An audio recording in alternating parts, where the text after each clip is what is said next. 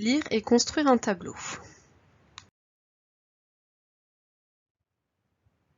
Dans cette capsule vidéo, vous allez découvrir la correction de 3 activités. Activité 1, lire un tableau de mesure. Activité 2, lire un tableau à double entrée. Activité 3, construire un tableau à double entrée. C'est parti!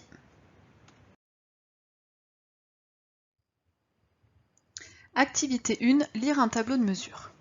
Voici l'énoncé. Des élèves de 5e ont étudié la vaporisation de l'eau. Ils ont mesuré la température de l'eau en fonction du temps et ont noté leurs résultats dans un tableau de valeurs. Il y a 4 questions auxquelles il va falloir répondre. Première question, nommer les 2 grandeurs mesurées. Deuxième question, indiquer les unités de mesure des 2 grandeurs. Troisième question, donner la température de l'eau au bout de 4 minutes. Quatrième question, décrire l'évolution de la température de l'eau en fonction du temps. Pour vous aider, vous pouvez utiliser la fiche méthode qui s'appelle « Lire un tableau ». Cette fiche méthode est constituée de 2 parties. On va s'intéresser à la première partie qui concerne les tableaux de mesure. Un tableau de mesure, ça permet de représenter les valeurs d'une grandeur mesurée en fonction d'une variable, c'est-à-dire d'une autre grandeur. On va s'appuyer sur un exemple pour comprendre comment est-ce qu'on lit un tableau de mesure. Première chose, c'est de lire le titre général du tableau et les titres des colonnes afin d'identifier les informations présentes dans le tableau. Ici, le tableau s'intitule « Tableau représentant la vitesse en fonction du temps d'une voiture de course au démarrage ». Ce tableau est constitué de 2 colonnes, une colonne pour la variable, ici le temps, et une autre colonne pour la vitesse, c'est-à-dire la grandeur mesurée. Si on cherche à trouver une information, un résultat de mesure dans ce tableau, il faut lire les valeurs se trouvant sur une même ligne et préciser l'unité de la mesure. Chaque ligne ici représente une mesure de vitesse pour un temps donné. Par exemple, dans le cadre rouge ici, on voit que pour 2 secondes, à 2 secondes, il y a une vitesse de 60 km/h. Ce tableau permet également de décrire comment évolue la grandeur mesurée, c'est-à-dire si elle augmente, si elle diminue ou si elle reste constante en fonction du temps. En effet, quand on regarde la colonne de la vitesse, on voit les valeurs de la vitesse et on constate que la vitesse augmente au cours du temps au démarrage de la voiture.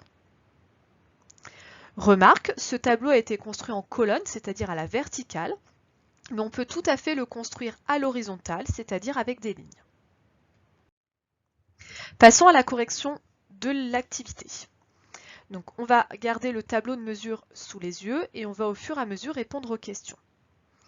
Première question, il faut nommer les 2 grandeurs mesurées. Pour ça, il faut regarder le titre des lignes. Vous constatez d'ailleurs au passage qu'ici le tableau est construit en ligne et non en colonne comme dans la fiche méthode. Premier titre que l'on voit, c'est le temps sur la première ligne et deuxième ligne a pour titre la température. Les 2 grandeurs mesurées sont donc le temps et la température. Deuxième question, indiquer les unités de mesure des 2 grandeurs. Pour avoir les unités, il faut regarder ce qu'il y a écrit entre parenthèses à côté de chaque grandeur. Donc le temps est en minutes et la température est en degrés Celsius. On peut donc écrire que le temps est exprimé en minutes et la température est exprimée en degrés Celsius. Troisième question, il faut donner la température de l'eau au bout de 4 minutes. Donc là, il va falloir repérer dans le tableau la valeur 4 minutes. Elle se trouve dans cette colonne. Et pour 4 minutes, on a une température de 83 degrés Celsius. Au bout de 4 minutes, l'eau a une température de 83 degrés Celsius.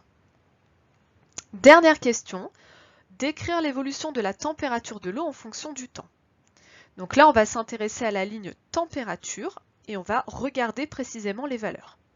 Alors, on constate une première chose, c'est que de 0 minutes à 5 minutes, on voit la valeur de la température passer de 20 degrés à 100 degrés Celsius, donc une température qui augmente.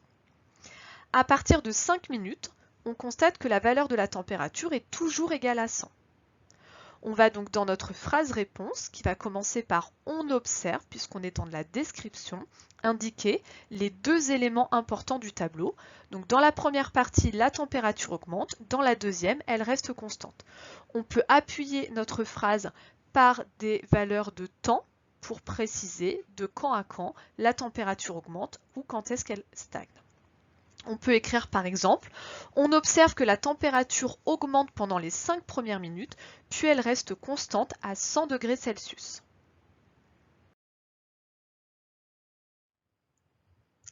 Activité 2, lire un tableau à double entrée. Voici l'énoncé.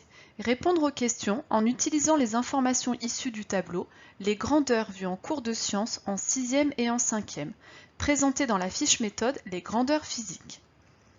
Voici la fiche méthode, on va s'intéresser au bas de la fiche, au tableau les grandeurs vues en cours de sciences en 6e et en 5e. Il y aura 6 questions auxquelles il faut répondre à partir de ce tableau. On va s'appuyer sur la fiche méthode qui s'appelle « Lire un tableau ». Cette fiche méthode, on l'a vu tout à l'heure, elle est constituée de 2 parties. On va maintenant s'intéresser à la deuxième partie qui concerne les tableaux à double entrée. Alors un tableau à double entrée, c'est constitué de plusieurs lignes et de plusieurs colonnes. C'est un tableau qui sert généralement à comparer des éléments en fonction d'un certain nombre de critères de comparaison. Comme tout à l'heure, on va s'appuyer sur un exemple pour apprendre à lire le tableau. Première étape, il faut lire le titre général du tableau afin d'identifier les informations présentes dans le tableau. Ici, on vous parle d'un tableau comparant des animaux en fonction de leurs attributs. Donc cela signifie qu'on va comparer quelques animaux en fonction de certains de leurs attributs. Ensuite, on lit le titre des colonnes et des lignes du tableau afin de repérer l'organisation des informations. Au niveau des colonnes, on a les animaux qui sont comparés, ici le chien, le chat, l'homme et l'abeille. Et au niveau des lignes, on a les attributs, 6 pattes, poils et griffes. Si on veut trouver une information dans le tableau, il faut lire la case qui se situe au croisement entre une ligne et une colonne. On va prendre un exemple. Pour savoir si les abeilles ont des poils, on cherche la case qui correspond au croisement de la colonne abeille avec la ligne poil. La case qui est au croisement étant rose, on voit qu'il y a inscrit non à l'intérieur. Cela signifie que l'abeille n'a pas de poils. On va maintenant passer à la correction de l'activité 2. Alors, première question, quel est le nombre de grandeurs étudié dans le tableau? Pour voir le nombre de grandeurs, on va s'intéresser au titre des lignes. Donc ici, les grandeurs sont la masse, le volume, la température, la distance, la durée, la vitesse, l'éclairement lumineux et l'hygrométrie. Il y a donc 8 grandeurs étudiées dans le tableau. Deuxième question, quelles sont les caractéristiques de ces grandeurs qui sont présentées dans le tableau? On va maintenant s'intéresser au titre des colonnes. Et les caractéristiques de ces grandeurs sont donc le symbole de la grandeur, l'appareil de mesure, l'unité de mesure et le symbole de l'unité. Troisième question, indiquez le symbole de la grandeur distance. Comme on vient de le voir dans la fiche méthode, on va trouver la case qui correspond au croisement de la colonne qui s'intitule symbole de la grandeur avec la ligne qui s'appelle distance. Au croisement de cette ligne et de cette colonne, on a une case qui nous donne la réponse et donc le symbole de la grandeur distance, c'est un D minuscule. Quatrième question, indiquez l'appareil de mesure de la température. On va procéder comme précédemment. On va voir le croisement entre la colonne appareil de mesure et la ligne température. Et on voit que l'appareil de mesure de la température est le thermomètre. Cinquième question, indiquez l'unité de mesure de l'éclairement lumineux. Toujours la même méthode, on repère la colonne unité de mesure, la ligne éclairement lumineux. Au croisement de cette ligne et de cette colonne, on a la réponse et le lux est l'unité de l'éclairement lumineux. Dernière question, indiquez le symbole de l'unité mètres par seconde. Alors là, c'est un tout petit peu plus compliqué parce que mètres par seconde, ce n'est pas le titre d'une ligne ou d'une colonne, c'est la réponse d'une case. Alors cette case, elle se situe ici et le mètre par seconde, ça correspond à l'unité de mesure de la vitesse. On cherche donc le symbole de l'unité mètre par seconde, donc autrement dit le symbole de la vitesse, de l'unité de la vitesse. On va donc repérer la colonne symbole de l'unité et au croisement de cette ligne et de cette colonne, on a notre réponse. Le symbole de l'unité mètre par seconde est M/S.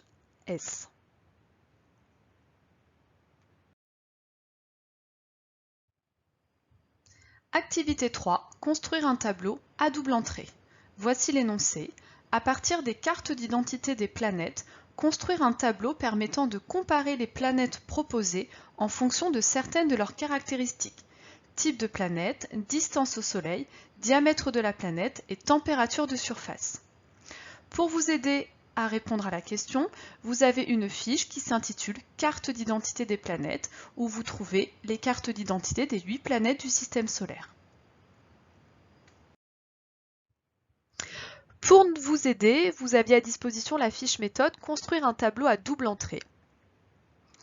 Alors, cette fiche méthode vous explique pas à pas comment construire un tableau à double entrée. On va d'abord s'intéresser juste à la composition d'un tableau à double entrée pour bien avoir le vocabulaire en tête. Donc un tableau à double entrée est composé de lignes et de colonnes. Généralement au niveau des colonnes on met les éléments à comparer. Au niveau des lignes on met les critères de comparaison. Passons maintenant à la correction. On va faire pas à pas la construction du tableau en s'aidant de la fiche méthode. Avant de construire le tableau, il faut faire 2 étapes préliminaires. La première, c'est de lire la consigne pour identifier les éléments à comparer et les critères de comparaison à noter dans le tableau. Alors les éléments à comparer, on vous dit dans l'énoncé qu'il faut comparer les planètes proposées. Ces planètes, on les voit sur la feuille carte d'identité planètes, elles sont au nombre de 8. Il y a donc 8 planètes à comparer. Pour les critères de comparaison, on vous dit en fonction de certaines de leurs caractéristiques. Alors ces caractéristiques sont les suivantes, type de planète, distance au Soleil, diamètre de la planète et température de surface. Il y a donc 4 critères de comparaison. On va maintenant en déduire le nombre de lignes et de colonnes. Comme il y a 8 planètes à comparer, il faudra donc 8 colonnes, plus une colonne pour le titre des lignes. Ça fait au total 9 colonnes. Comme il y a 4 critères de comparaison, il faudra donc 4 lignes, plus une ligne pour le titre des colonnes, ce qui nous fait 5 lignes. On va maintenant construire le tableau, toujours en s'aidant de la fiche méthode. Première étape, on utilise un crayon et une règle pour tracer le tableau en respectant le nombre de lignes et de colonnes qu'on a déterminé précédemment. Il nous faut donc un tableau avec 9 colonnes et 5 lignes. On le trace à la règle et au crayon de papier. Étape suivante, il faut nommer chaque colonne avec les éléments à comparer en vous aidant de la consigne. Dans la consigne, on vous dit qu'il faut comparer les planètes. Donc au niveau de la première colonne, on va inscrire le mot planète pour indiquer qu'on va nommer les planètes. Et ensuite, on écrit les planètes dans l'ordre. Mercure, Vénus, Terre, Mars, Jupiter, Saturne, Uranus et Neptune. Étape suivante, il faut nommer chaque ligne avec les critères de comparaison en vous aidant de la consigne. Pour les lignes, il s'agit d'indiquer les caractéristiques des planètes, c'est-à-dire le type de planète, distance au Soleil, diamètre de la planète et température de surface. On va donc écrire sur la première ligne caractéristiques et on va ensuite écrire les 4 caractéristiques qu'on vient de nommer à l'instant. Étape suivante.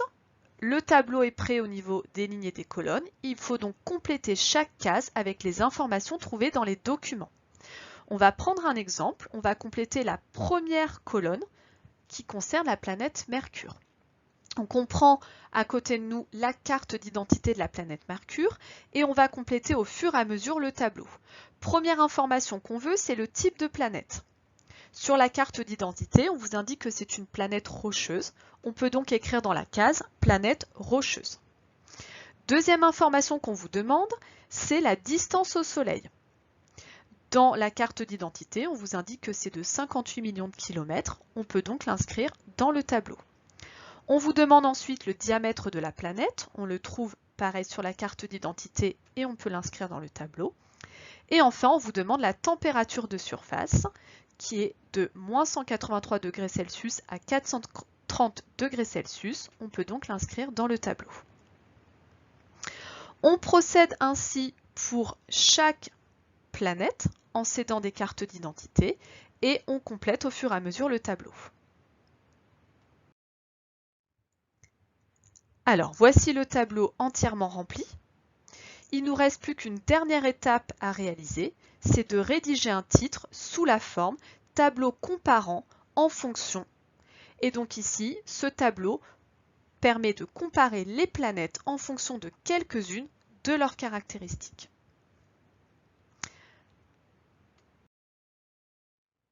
Voici la correction des activités pour cette première semaine de reprise. J'espère que tout est clair. Si ce n'est pas le cas, n'hésitez pas à envoyer un mail à votre professeur de sciences.